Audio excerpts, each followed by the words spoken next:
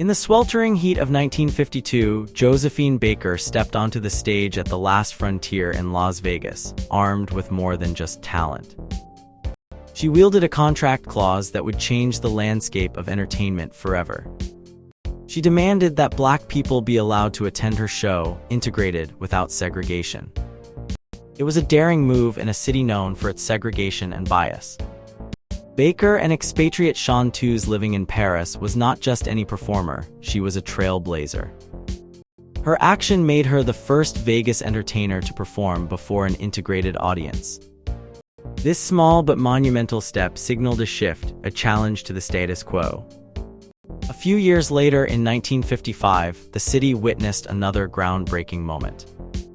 The Moulin Rouge, Vegas's first integrated hotel, opened its doors on the west side, aiming to compete with the glitzy hotels on the famous Strip. This was no ordinary hotel.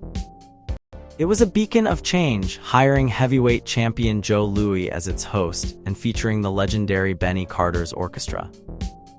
The Moulin Rouge's opening was a big deal, drawing crowds from all over, even luring Strip patrons to its late-night shows.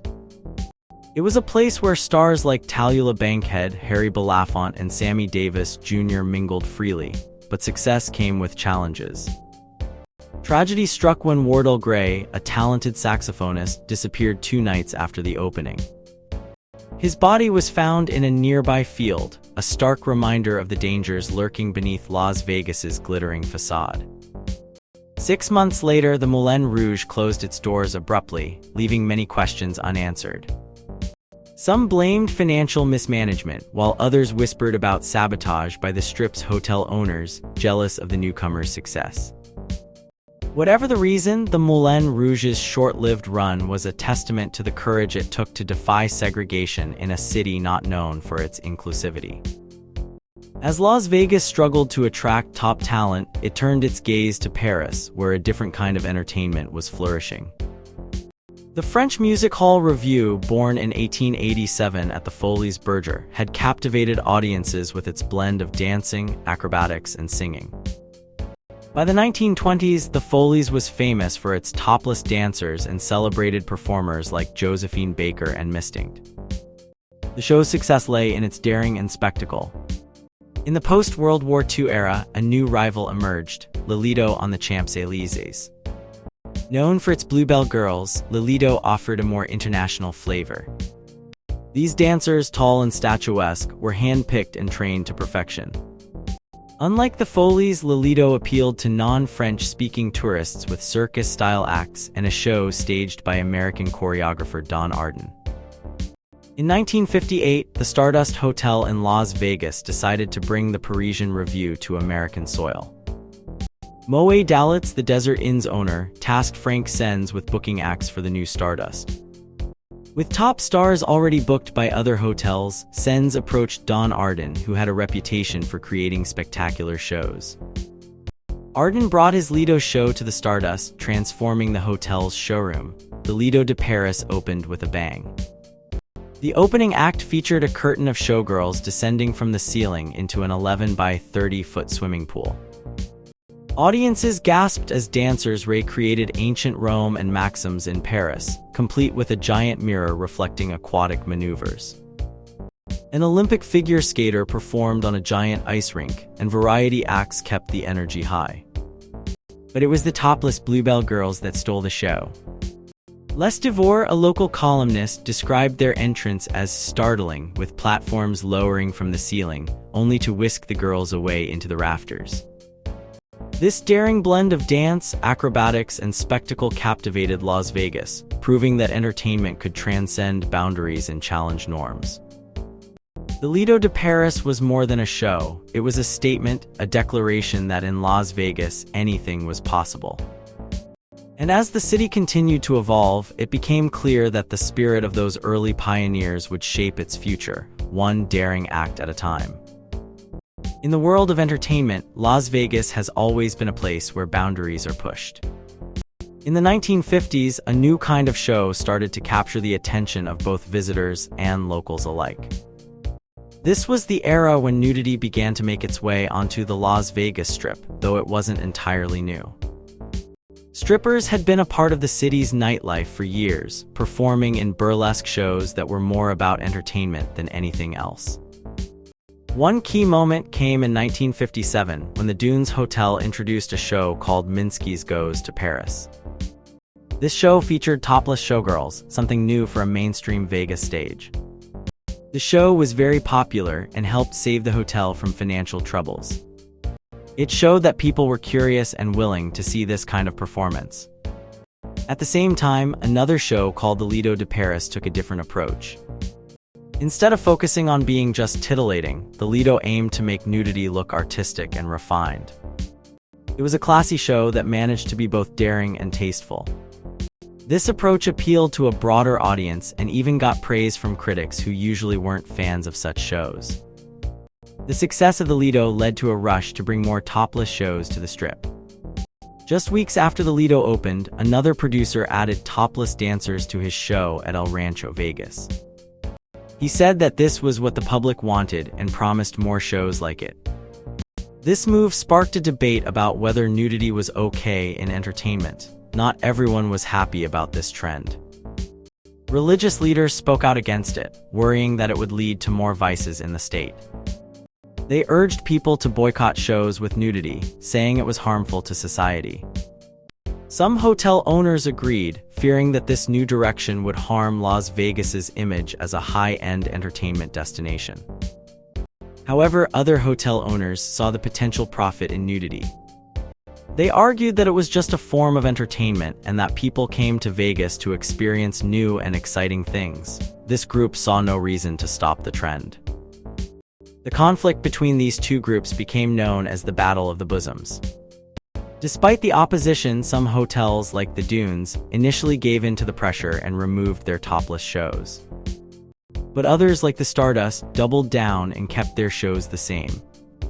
They argued that their performances were for adults and clearly advertised as such. As the debate raged on, Vegas looked to France for inspiration. Lou Walters, a nightclub impresario, brought the famous Foley's Berger to the Tropicana Hotel. This show was more traditional but still featured topless dancers, along with other acts like high-kicking can-can dancers and marionettes.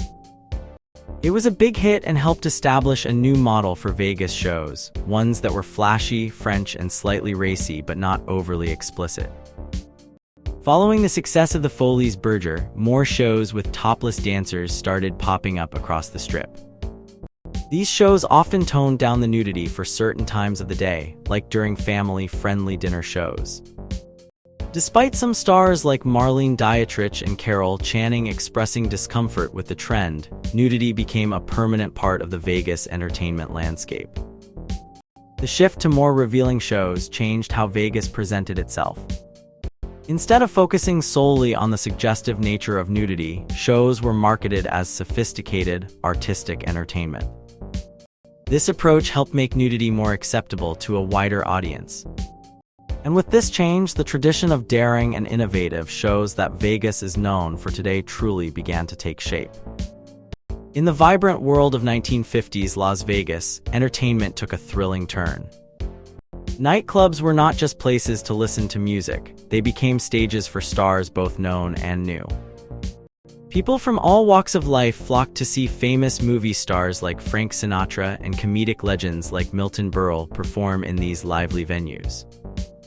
But Las Vegas had its own magic, creating stars that captivated audiences in a special way.